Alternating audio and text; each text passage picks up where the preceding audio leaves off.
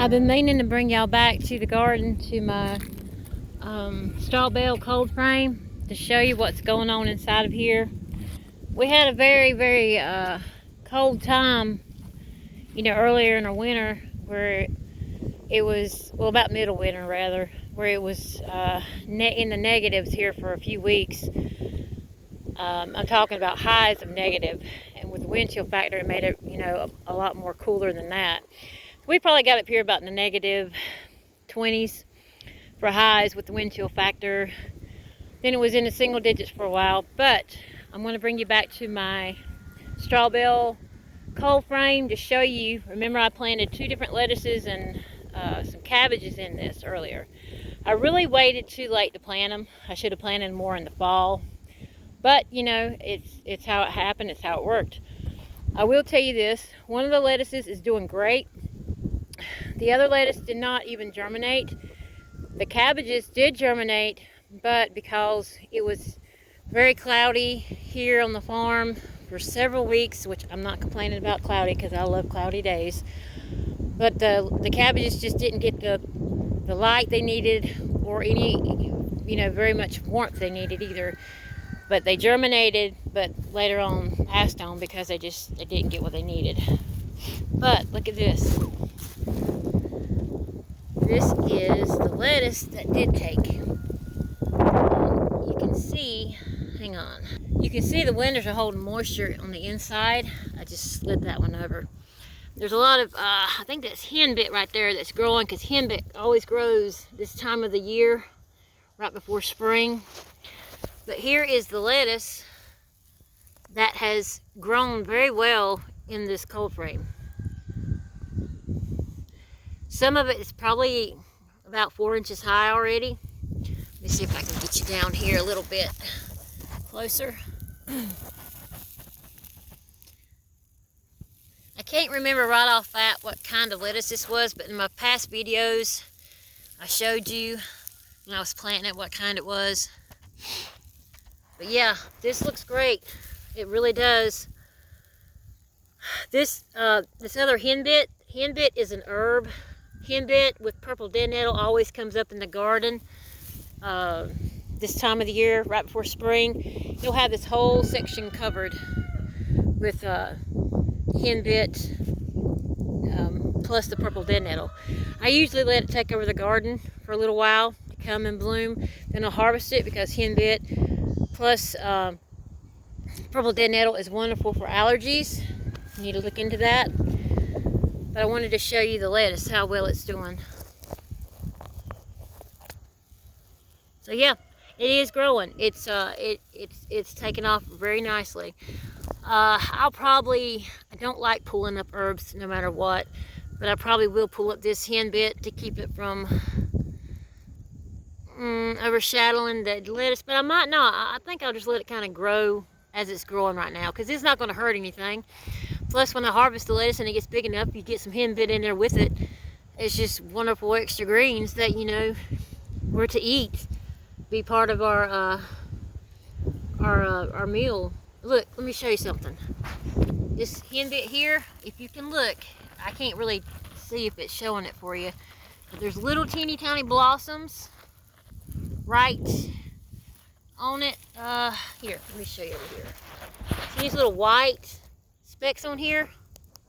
Those are little blossoms fixing to bloom, which is exciting because our new year, which will be here in about 2 weeks, because we go by Yahweh's new year, his Rosh, the head of the new year, renewed year, is coming in 2 weeks for us. Right about a little bit more than that, but right between 2 and 3 weeks.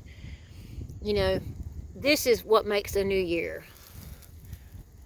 The spring, when it comes, the flowers, the new hayid, the new life that is coming about. That is when the new year begins, not whenever things are still dormant in the cold time. Okay, this is what I wanted to show you, showing you that it does work. I actually took 2 of these windows off of here to put in my greenhouse because that section down there just, it didn't take.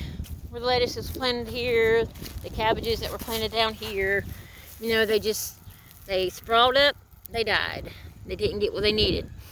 But that just lets me know that, you know, next year, if there is a next year for me, I will come and plant them earlier. You see that little purple thing right there? That was one of the cabbages. Little thing right there.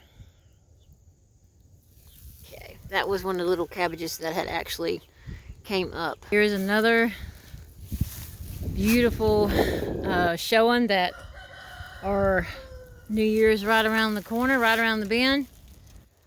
I'm not sure what kind of a brush this is. It's been here. It's the border between the chickens and the garden. But look at all the little green leaves on it. It's Yapah. It's beautiful.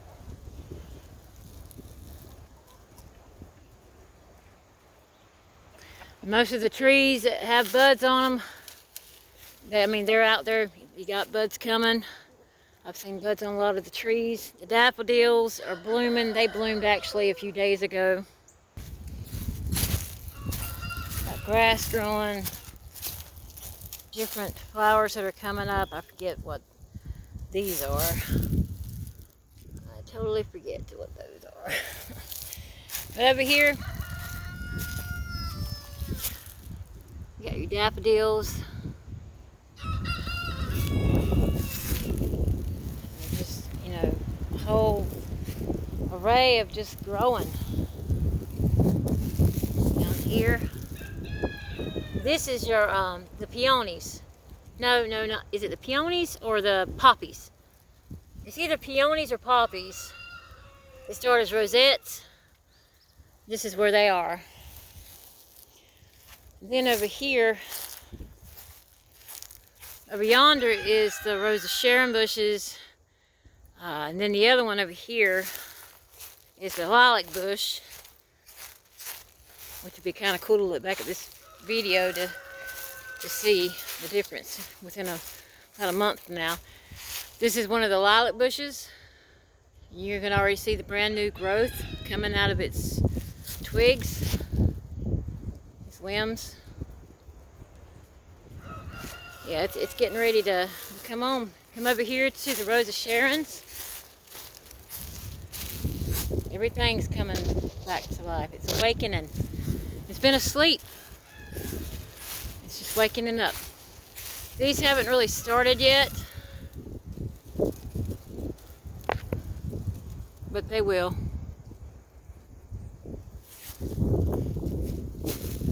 Everything's waking up on the farm. Now this here, I can't remember what you call it, but it's when it blooms, it's big and white and just full of little tiny white flowers all over it. It's very Yapah. But that's, you know, showing you some of the life awakening back to the farm. In about a month from now, it'll be covered. It'll be covered. Hello, Yahweh. For a beautiful Yapah place to be, to live, to work, to grow, to be His path. You know, yeah, there's a lot of words I just can't speak anymore. People, y'all just need to start studying Albrith, learn what they call Hebrew. You need to learn the ancient Hebrew, the Albrith, not the modern Babylonian polluted language out there. Stay away from that. Don't even learn it. But learn the ancient Albrith. Then we won't be speaking all these pagan words and shamim that we knew nothing about while we were still in the world, while we were still in followers of JC, you know, while we were still in a religion. We ain't no more. Hello, Yahweh, praise Amath. Shalom from Hilltop Holler. Hello, Yahweh.